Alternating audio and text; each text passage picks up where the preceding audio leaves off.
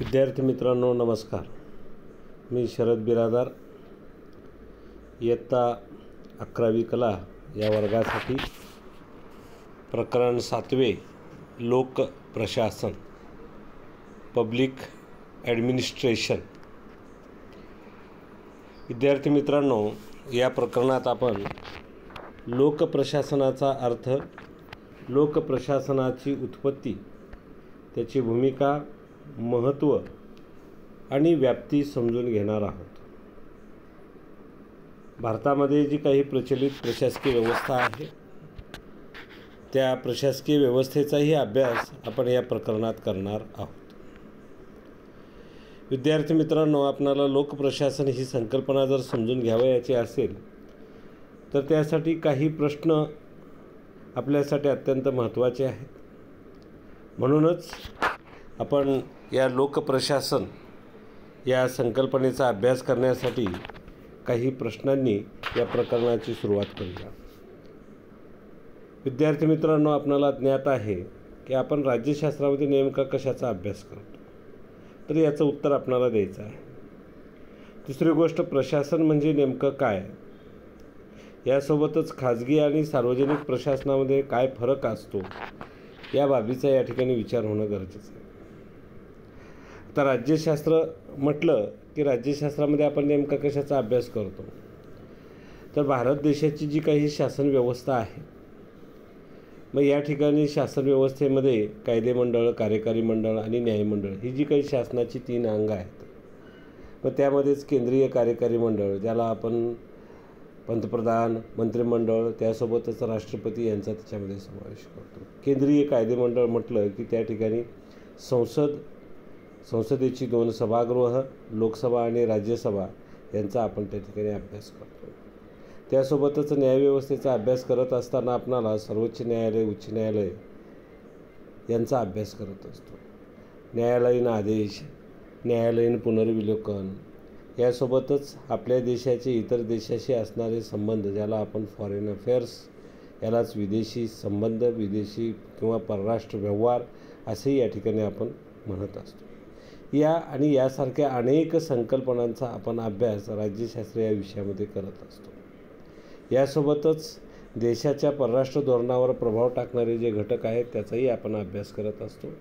आपल्या देशाचे परराष्ट्र धोरण जगातील इतर राष्ट्रांशी, त्यासोबतच इतर प्रादेशिक ज्या संघटना आहेत त्या प्रादेशिक संघटनाशी असणारे संबंध, जगातील इतर देशाचे शासन व्यवस्था, यासारख्या अनेक घटकांचा आपण राज्यशास्त्रामध्ये अभ्यास करतो.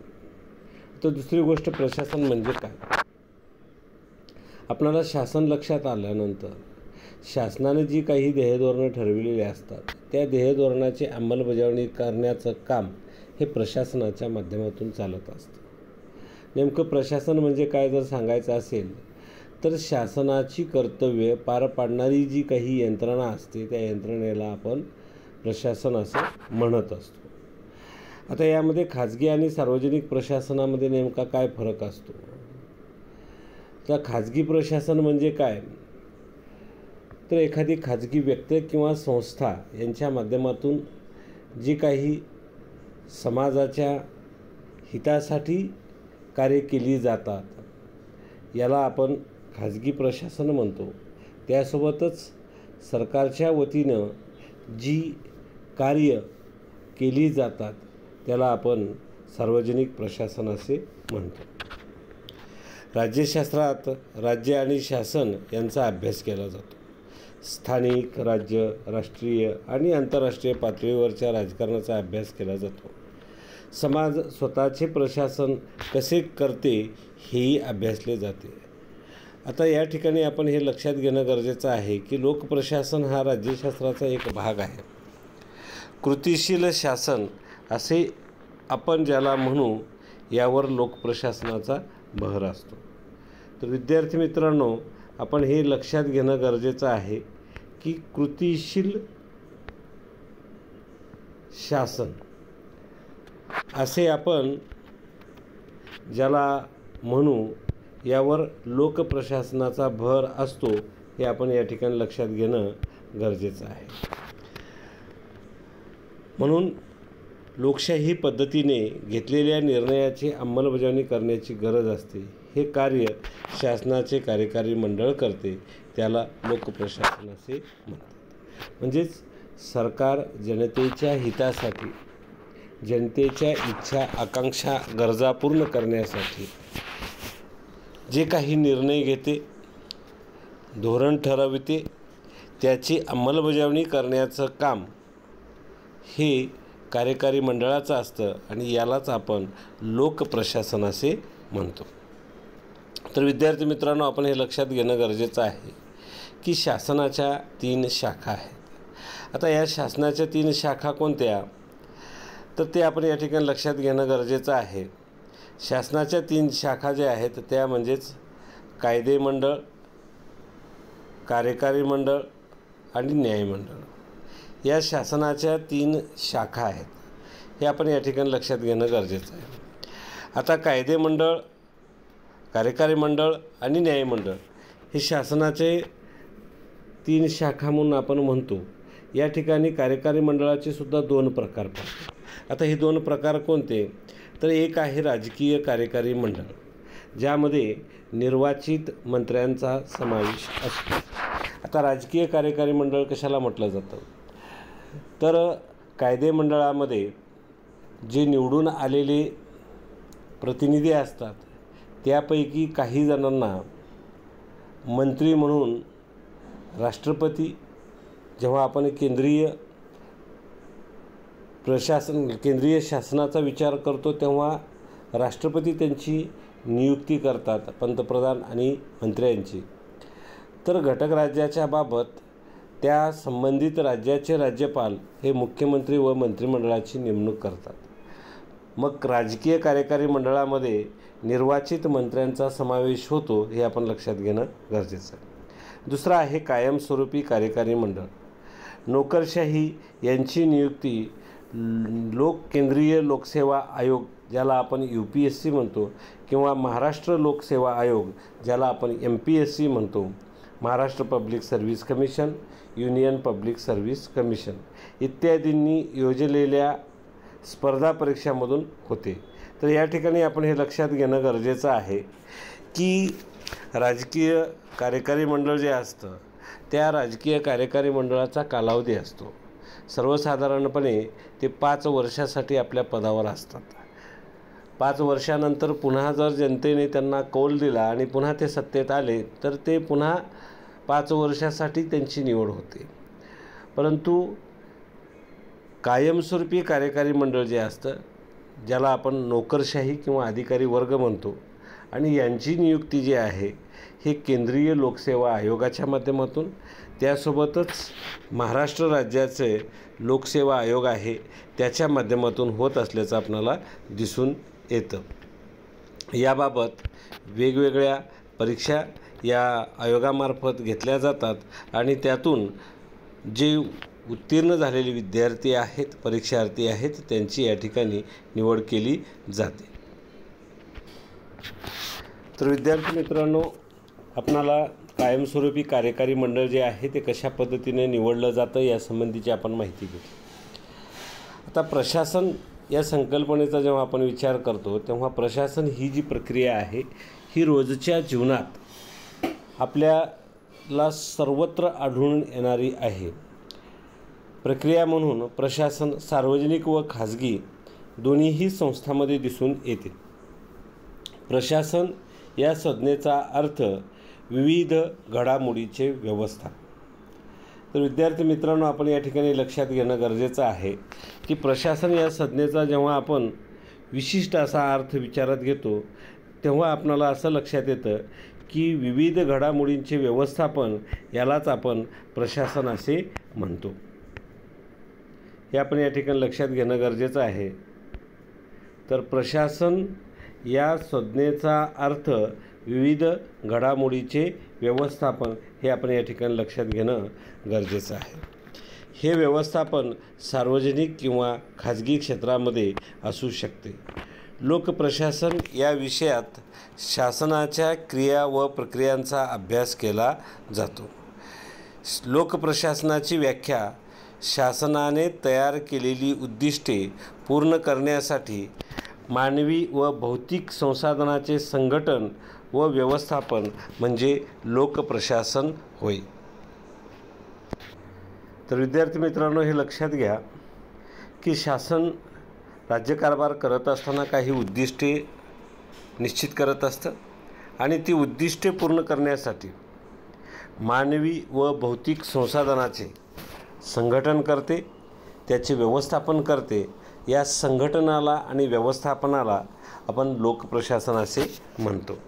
आता आपण काही लोकप्रशासनासंबंधीच्या व्याख्या पाहणार आहोत. तर आपण सर्वप्रथम हर्बर्ट सायमन यांनी लोकप्रशासनाची जी व्याख्या सांगितलेली आहे ती आपण पाहणार आहोत. सामान्य मान्यतेनुसार लोकप्रशासन म्हणजे राष्ट्रीय, प्रादेशिक व स्थानिक शासनांच्या कार्यकारी मंडळाची सर्व कार्ये. थोडक्यात काय, तर लोकप्रशासन म्हणजे नेमकं काय, तर राष्ट्रीय कार्यकारी मंडळ, प्रादेशिक कार्यकारी मंडळ व स्थानिक शासन. मग आता स्थानिक शासन म्हणजेच शहर असेल मोठं तर त्या ठिकाणी असणारी महानगरपालिका, मध्यम आकाराचं शहर असेल तर त्या ठिकाणी कार्यरत असणारी नगर परिषद, आपलं खेडेगाव असेल तर आपल्या गावामध्ये कार्यरत असणारी ग्रामपंचायत, यांच्या माध्यमातून जी काही कार्य केली जातात या सर्व कार्यांचा समावेश लोकप्रशासनामध्ये होतो, अशी व्याख्या हर्बर्ट सायमन यांनी सांगितलेली आहे.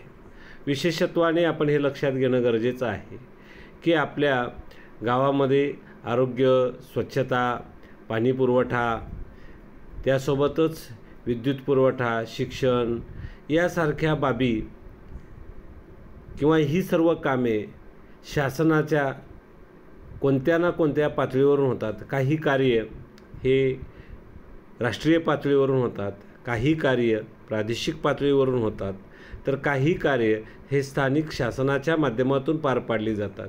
या सर्व कामांना एकत्रितपणे आपण लोकप्रशासन असे म्हणतो. आता दुसरी व्याख्या जी आहे ती आहे ड्वाइट वॉल्डो यांनी सांगितलेली.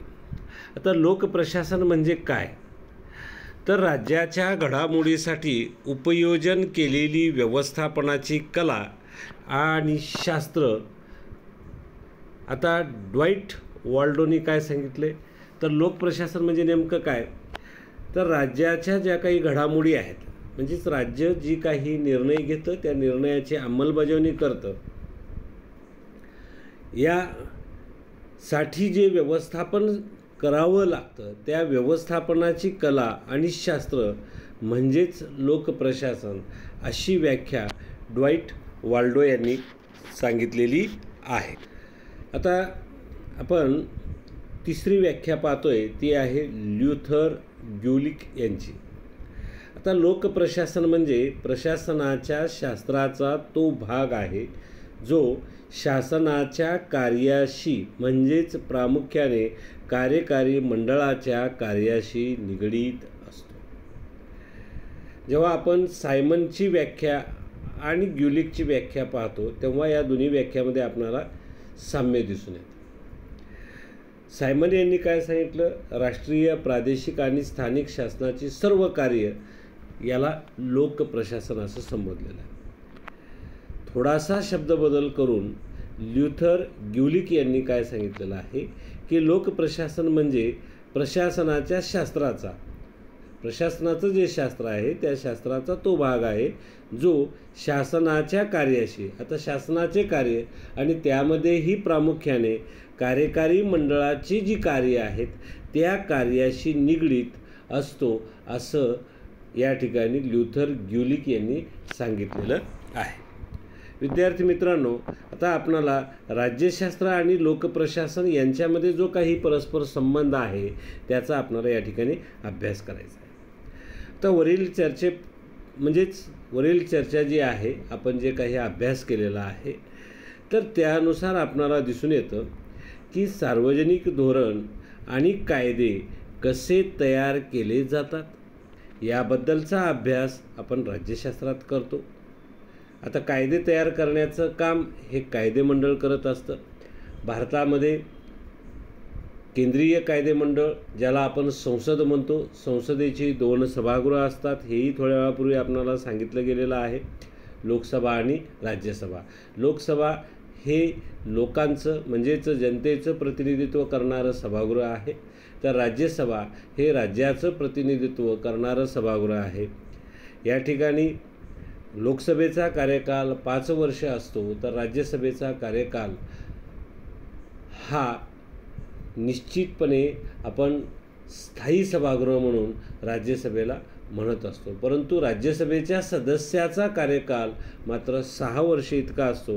हे आपण या ठिकाणी लक्षात घेणं गरजेचं आहे, कारण राज्यसभा हे सभागृह कधीही बरखास्त होत नाही, हेही आपण या ठिकाणी लक्षात घेणं गरजेचं आहे. म्हणून सार्वजनिक धोरण आणि कायदे कसे तयार केले जातात याबद्दलचा अभ्यास आपण राज्यशास्त्रात करतो.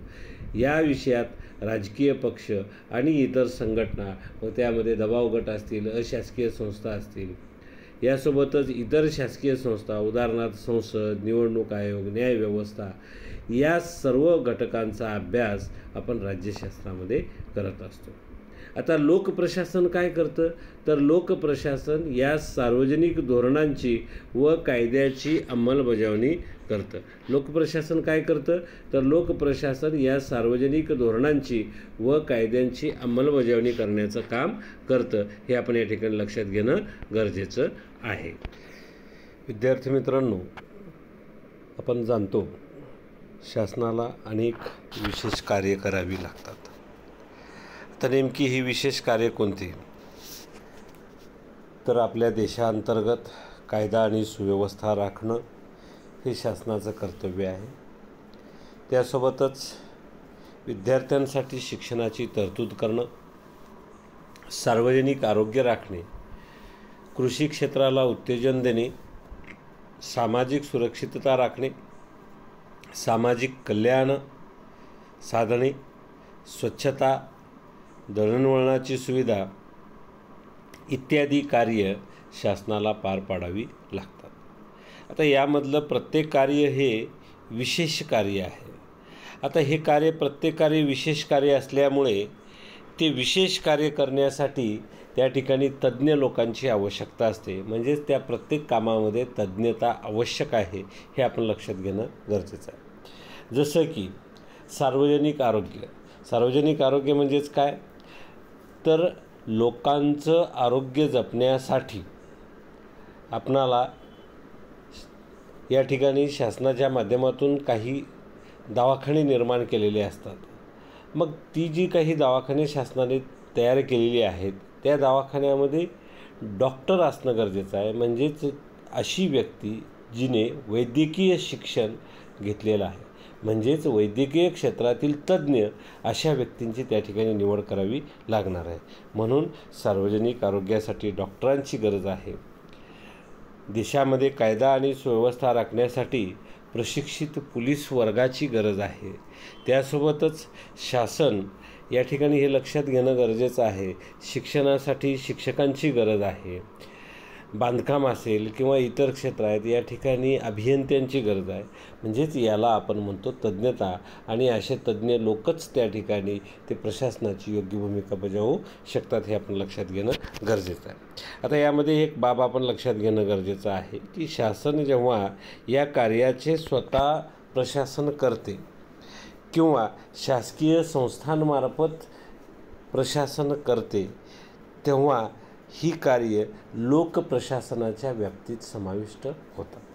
आता थोडक्यात सांगायचं म्हणजे काय, एकतर शासनाने स्वतः ती कामं केली पाहिजेत किंवा शासकीय संस्थांच्या माध्यमातून ही कामे जेव्हा केली जातात तेव्हा आपण त्याला लोकप्रशासन असे संबोधतो. त्यामुळे जिल्हाधिकारी, तहसीलदार, गटविकास अधिकारी, पोलीस अधिकारी, अंगणवाडी कर्मचारी इत्यादी हे सर्व भारतातील लोकप्रशासनाचे घटक आहेत. तर या ठिकाणी आपण हे लक्षात घेणं गरजेचं आहे की भारतामध्ये जे काही जिल्हाधिकारी आहेत, ज्यांना आपण कलेक्टर म्हणतो, त्यासोबतच तालुक्याला असणारे तहसीलदार, गट विकास अधिकारी, पोलीस अधिकारी, अंगणवाडी कर्मचारी इत्यादी हे सर्व भारतातील लोकप्रशासनाचे घटक आहेत. शासनाच्या विविध योजना आणि कार्यक्रमाच्या अंमलबजावणीत ते शासनाला मदत करतात. आता हे जे काही अधिकारी वर्गाचे आपण नावं घेतलेले केवळ एवढेच अधिकारी असतात का? नाही. शासनाचे अनेक विभाग आहेत आणि या प्रत्येक विभागाच्या माध्यमातून शासनाची अनेक योजनांची अंमलबजावणी होत असते. मग त्यामध्ये आपला आदिवासी विकास विभाग असेल, समाज कल्याण विभाग असेल, न्याय विभाग असेल, या प्रत्येक विभागाच्या माध्यमातून त्या ठिकाणी कार्यरत असणारे अधिकारी व कर्मचारी वर्ग यांच्या माध्यमातून शासनाच्या ज्या काही विविध योजना आहेत, शासनाने काही हाती घेतलेले उपक्रम किंवा कार्यक्रम आहेत, त्यांची अंमलबजावणी करण्यासाठी हे सर्व लोक शासनाला मदत करत असतात. हे आपण लक्षात घेणं गरजेचं आहे. आता यामध्ये हे जी काही वरील कार्य आहेत, ही कार्य उदाहरणार्थ शिक्षणाची तरतूद किंवा आरोग्यसेवा ह्या जेव्हा एखाद्या खाजगी संस्थेमार्फत किंवा अशासकीय संस्थेमार्फत पूर्ण केल्या जातात तेव्हा त्याला खाजगी प्रशासन किंवा व्यावसायिक प्रशासन असे म्हणतात. हे आपण या ठिकाणी लक्षात घेणं गरजेचं आहे. म्हणजेच आपण आपल्या आजूबाजूला अनेक खाजगी शाळा पाहतो, जसे की आता आपली शासकीय माध्यमिक उच्च माध्यमिक आश्रमशाळा आहे. मग ही शाळा ही शासकीय आहे, शासनाच्या वतीने चालविला जाणारा उपक्रम आहे.